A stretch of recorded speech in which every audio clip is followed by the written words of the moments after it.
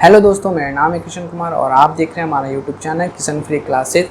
आज यूट्यूब पर मेरा पहला वीडियो है, तो मैं इसलिए आपको ये बता दूं कि मैं आपको यहाँ पे क्या क्या पढ़ाने वाला हूँ। मैं यहाँ पे आपको एनसीईआरटी का मैथ और एनसीईआरटी का साइंस, हिंदी, इंग्लिश दोनों में पढ़ाने वाला हूँ और आगे चल के मैं आपको यहाँ पे कॉम्पिटिशन का मैथ भी पढ़ाने वाला हूँ। और यहाँ पे हिंदी और इंग्लिश का मतलब कि एक दिन मंडे ट्यूसडे वेडनेसडे एनसीईआरटी का हिंदी में सॉल्यूशन मैथ में होगा और उसके आगे मंडे ट्यूसडे वेडनेसडे यानी कि हिंदी में और थर्सडे फ्राइडे सैटरडे यानी कि इंग्लिश में मैथ का सॉल्यूशन होगा। और मैं साइंस एक चैप्टर मैथ का जैसे ही ख़त्म होगा तो उसके बीच में मैं साइंस का चैप्टर डाल दूंगा। वो कंबाइंड रहेंगे, इंग्लिश और हिंदी में एक ही बार रहेंगे। तो आज हम सबका जैसे कि हम सबको पढ़ना है 1.1 यानी कि 1.1 से पहले जितने भी एग्जाम्पल हम सब उसको कवर करेंगे और हर एक चैप्टर का हम सब एग्जाम्पल के साथ लेके चलेंगे और क्वेश्चन लेके चलेंगे। और आज हम सब का बेसिक क्लास है। आज हम सब संख्याएं के बारे में जान लेते हैं कि संख्याएं किसे कहते हैं, क्योंकि एग्जाम्पल में हमेशा संख्याएं के बारे में से एक दो क्वेश्चन ऑब्जेक्टिव के रूप में रहते हैं। जैसे कि अभाज्य, सबसे छोटी अभाज्य संख्या क्या है, कि कौन सी संख्या परिमेय संख्या है, कौन सी संख्या अपरिमेय संख्या, इसी के बारे में आज हम सब अच्छा तरीके से चर्चा करेंगे। तो चलिए हम सब अपना क्लास स्टार्ट करें।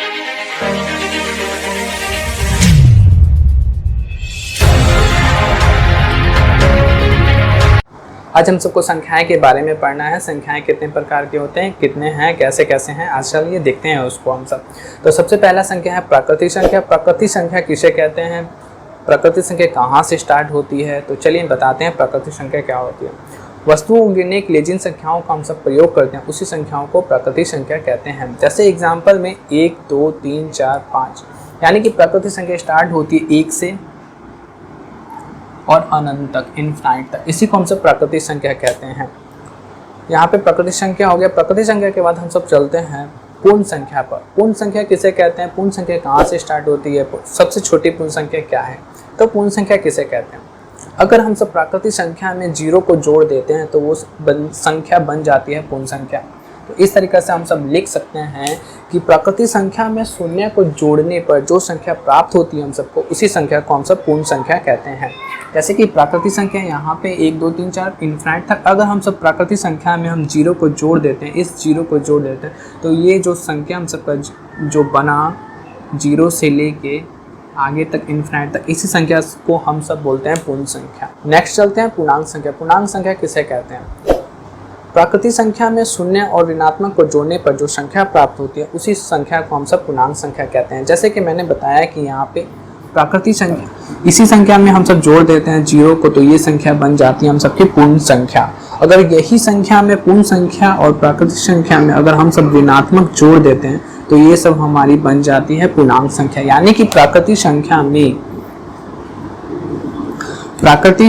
में 0 और ऋणात्मक को जोड़ने पर जो संख्या प्राप्त होती है उस संख्या को हम सब बोलते हैं पूर्णांक संख्या। प्राकृतिक संख्या में 0 और ऋणात्मक को जोड़ने पर जो संख्या प्राप्त होती है उसी को हम सब बोलते हैं पूर्णांक संख्या।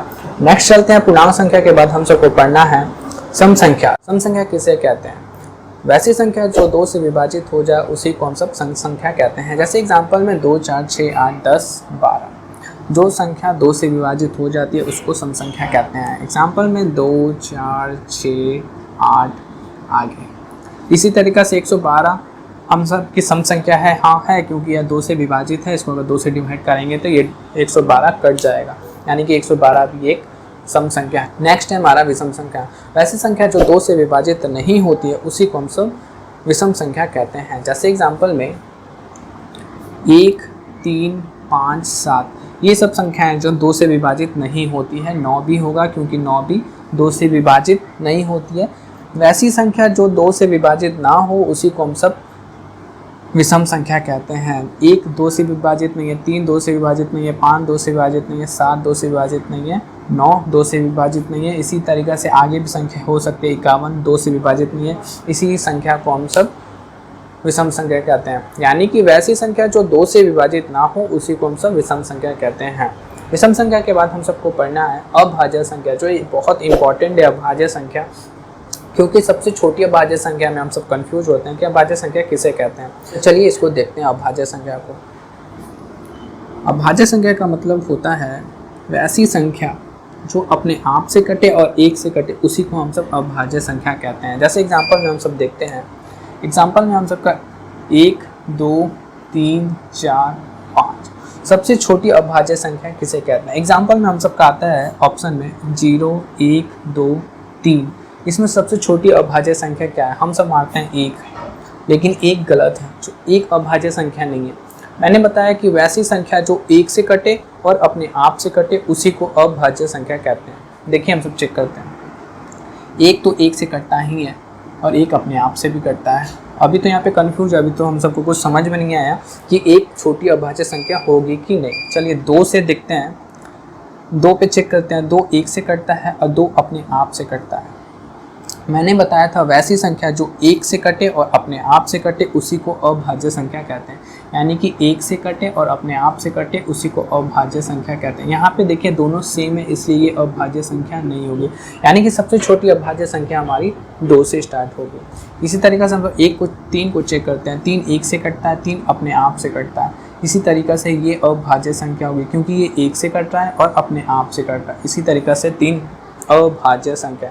4 को चेक करते हैं। 4 1 से कटता है और 4 अपने आप से कटता है और 4 2 से भी कटता है, इसलिए ये अभाज्य संख्या नहीं है क्योंकि 1 से तो कटा और अपने आप से भी कटा और 1 एक्स्ट्रा से भी कट गया, इसलिए ये अभाज्य संख्या नहीं है। यानी कि अभाज्य संख्या का मतलब वो अपने आप से कटे और 1 से कटे उसी को अभाज्य संख्या कहते हैं। 5 को चेक करते हैं। 5 1 से कटता है और 5 अपने आप से कटता है, इसलिए ये अभाज्य संख्या है क्योंकि 1 से कट रहा है और सिर्फ अपने आप से कट रहा है, इसके अलावा वो किसी से नहीं कट रहा है, इसी को अभाज्य संख्या कहते हैं।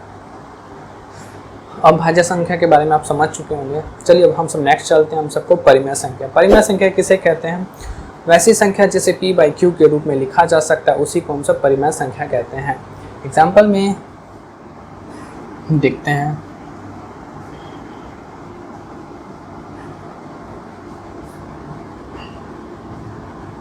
परिमेय संख्या जिसे हम सब p/q के रूप में लिख सकते हैं।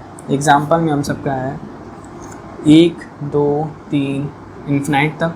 और एग्जाम्पल में ऐसा नहीं है कि पॉजिटिव भी होगा, निगेटिव भी होगा, ऋणात्मक संख्या भी हमारी परिमेय संख्या होती है क्योंकि इसे p/q के रूप में लिखा। इसके नीचे हम सब 1 रख लेते हैं। ऐसे 4/5 के रूप में ये परिमेय संख्या है क्योंकि ये p के रूप में और ये q के रूप में है। परिमेय संख्या का मतलब ऐसी संख्या जिसे p/q के रूप में लिखा जा सके वो परिमेय संख्या होती है। लेकिन q = नॉट 0 यानी कि q यानी कि 4 के q 0 यानी कि 4 के नीचे q का मान 0 नहीं होना चाहिए। अगर 0 हो गया तो ये परिमेय संख्या नहीं है। अब हम सब देखते हैं कि 0 परिमेय संख्या है कि नहीं। हाँ, 0 भी एक परिमेय संख्या होगी। 0 भी एक परिमेय संख्या होगी। अब हम चलते हैं अपने नेक्स्ट पर। परिमेय संख्या के बाद हम सबको पढ़ना है अपरिमेय संख्या। अपरिमेय संख्या किसे कहते हैं? वैसी संख्या जिसे p/q के रूप में नहीं लिखा जा सकता उसी को हम सब अपरिमेय संख्या कहते हैं। जैसे कि देखते हैं एग्जाम्पल में हम सबका है जिसे p/q के रूप में नहीं लिखा जा सकता है, जैसे कि √2, √3, √5, √7। रूट के अंदर वैसा संख्या जिसका वर्गमूल नहीं निकलता है, यानी कि 2 का वर्गमूल नहीं निकलता है, 3 का वर्गमूल नहीं निकलता है, 5 का वर्गमूल नहीं निकलता है, 7 का वर्गमूल नहीं निकलता है। अगर हम मान लेते हैं 16 तो 16 का वर्गमूल तो निकलता है 4, तो ये एक परिमेय संख्या हो गई। लेकिन हम सबको बताना है कि अपरिमेय संख्या कौन हो, यानी कि रूट में से जिसका मान नहीं निकलता है उसी को हम सब अपरिमेय संख्या कहते हैं। 16 नहीं होगा क्योंकि 16 का रूट का मान निकलता है 4, इसलिए ये परिमेय संख्या होगी। लेकिन हम सबको बताना है कि अपरिमेय संख्या यानी कि रूट के अंदर जिसका मान नहीं निकलता है उसी को हम कहते हैं अपरिमेय संख्या। यानी कि रूट 101 भी हो सकता है, रूट 101 हो सकता है, रूट 111 भी हो सकता है, कुछ भी हो सकता है जिसका हम सब स्क्वायर नहीं निकलता है, यानी कि वर्गमूल नहीं निकलता है। और हम सबका यहाँ पे होगा पाई। पाई भी एक अपरिमेय संख्या है क्योंकि इसका मान भी लगभग समथिंग आता है। जैसे पाई का मतलब होता है 22/7। हम सब तो इसको बोल सकते हैं कि ये p और ये q के रूप का है, यानी कि ये एक परिमेय संख्या है। लेकिन नहीं, ये एक परिमेय संख्या नहीं है, ये एक अपरिमेय संख्या है क्योंकि 22 को जब हम 7 से डिवाइड करेंगे तो इसका पाई का मान आएगा 314 समथिंग, यानी पाई का मान लगभग में रहता है, इसलिए पाई एक अपरिमेय संख्या है। यानी कि आपको ये पता चल गया है कि अपरिमेय संख्या किसे कहते हैं? जिसे p बाई क्यू के रूप में नहीं लिखा जा सकता उसी को हम सब अपरिमेय संख्या कहते हैं। नेक्स्ट है हमारा वास्तविक संख्या। वास्तविक संख्या का मतलब है परिमेय संख्या और अपरिमेय संख्या दोनों होना चाहिए, उसी को हम सब बोलते हैं वास्तविक संख्या। यानी कि हमारा परिमेय और अपरिमेय दोनों होना चाहिए। वास्तविक संख्या का मतलब परिमेय और अपरिमेय संख्या दोनों होना चाहिए। यानी कि ये अपरिमेय तो है और इसमें हम सब जोड़ देते हैं परिमेय संख्या भी, तो हमारा ये कुल मिला के बन जाएगा हमारा वास्तविक। नेक्स्ट चलते हम सब वास्तविक संख्या के बाद सहभाज्य संख्या। सहभाज्य किसे कहते हैं? वैसी संख्या का जोड़ा जिसका सिर्फ फैक्टर सिर्फ एक आता हो उसी को हम सब सहभाज्य संख्या कहते हैं। फिर से वैसी संख्या का जोड़ा जिसका फैक्टर सिर्फ एक आता हो उसी को हम सब सहभाज्य संख्या कहते हैं। जैसे देखते हैं,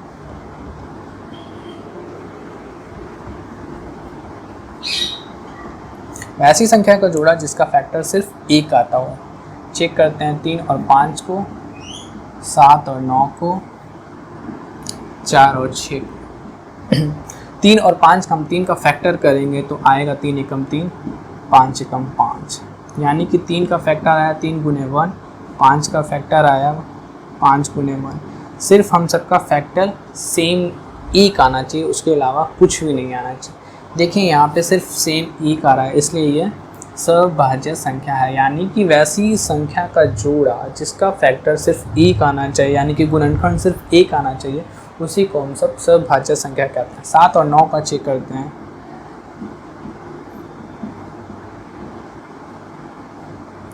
3 से जाएगा ये, तो 7 का आया गुणनखंड 7 × 1 और 9 का आया 3 × 3 × 1। देखिए यहाँ पे भी 1 ही सिर्फ कॉमन है, इसलिए ये सहभाज्य संख्या है।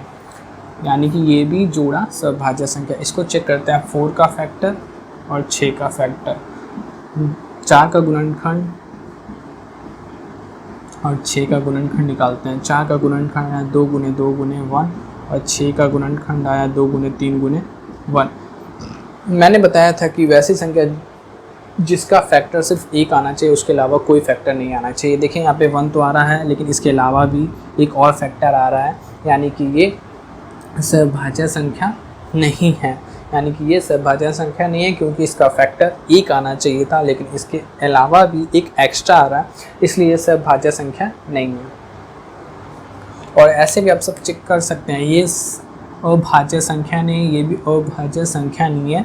और यहाँ पे देखिए ये अभाज्य संख्या, ये अभाज्य संख्या, ये दोनों का फैक्टर सिर्फ एक आता है। ये अभाज्य संख्या, ये अभाज्य संख्या, इसका भी गुणनखंड सिर्फ एक आता है। ये अभाज्य संख्या नहीं, ये अभाज्य संख्या नहीं, इनका फैक्टर एक के अलावा भी एक्स्ट्रा भी आता है, इसलिए ये सहभाज्य संख्या नहीं है। अब हम सबका नेक्स्ट है सहभाज्य संख्या के बाद युग्म सहभाज्य संख्या कहते हैं। वैसी अभाज्य संख्या का जोड़ा जिसका अंतर सिर्फ 2 आता हो उसी को युग्म भाज्य संख्या कहते हैं। यानी कि जोड़ा होना चाहिए जिसका अंतर सिर्फ 2 आना चाहिए, इसके अलावा नहीं आना चाहिए, उसी को हम सब युग्म संख्या कहते हैं। जैसे चेक करते हैं 3 और 5 का, 7 और 9 का, 2 और 4 का। यानी कि वैसी अभाज्य संख्या का जोड़ा होना चाहिए इसका अंतर सिर्फ 2 आता हो, यानी कि अभाज्य संख्या होना चाहिए दोनों, उसका अंतर 2 आना चाहिए। देखिए यहाँ पे 3 और 5 अभाज्य संख्या, इसका अंतर 2 आता है, यानी कि ये युग्म भाज्य संख्या है। देखिए यहाँ पे 7 और 9 अभाज्य संख्या और ये दोनों का अंतर आता है 2, यानी कि ये युग्म संख्या है। यहाँ पे देखिए 2 और 4 अभाज्य संख्या नहीं है, लेकिन इसका अंतर 2 आता है, लेकिन ये युग्म संख्या नहीं है, क्योंकि मैंने बताया था ये अभाज्य संख्या होना जरूरी है। देखिए यहाँ 3 और 5 अभाज्य संख्या, इन दोनों का अंतर 2 है, तो इसलिए युग्म संख्या है। देखिए 7 और 9 जो है ये भी अभाज्य संख्या का पेयर है, यानी कि जोड़ा, इन दोनों का अंतर जो है 2 आता है, इसलिए ये युग्म संख्या है। देखिए 2 और 4 अभाज्य संख्या नहीं है, लेकिन इनका अंतर 2 आता है, लेकिन इसलिए हम सब इसको कह सकते हैं यह एक युग्म नहीं है। क्यों? क्योंकि यहाँ पे जो संख्या है अभाज्य संख्या नहीं है। तो हम सबके संख्याओं के बारे में जितना पढ़ना था, हम सब संख्याएं के बारे में आज अच्छे तरीक़े से पढ़े, और आगे चल के हम सब 1.1 के जितने भी एग्जाम्पल बहुत अच्छे तरीक़े से कवर करेंगे। आपको हर क्लास पूरे अच्छे तरीके से समझ में आएगी, और फिर उसके बाद हम सब धीरे धीरे पूरे बुक को अच्छे तरीके से ख़त्म करेंगे। आपको यहाँ पे कोई भी डाउट नहीं होने वाला। अगर डाउट होता है तो आप कमेंट्स कीजिए, व्हाट्सअप नंबर है, वहाँ पे मैसेज कीजिए। मैं फिर एक एक्स्ट्रा क्लास लेके, डाउट क्लास लेके मैं आपको पूरी तरीके से अच्छे तरीक़े से समझाने का कोशिश करूँगा। और हम सब नेक्स्ट वीडियो में हम सब पढ़ेंगे एग्जाम्पल 1.1। आज के लिए इतना ही, अब हम सब मिलते हैं अपने नेक्स्ट क्लास में।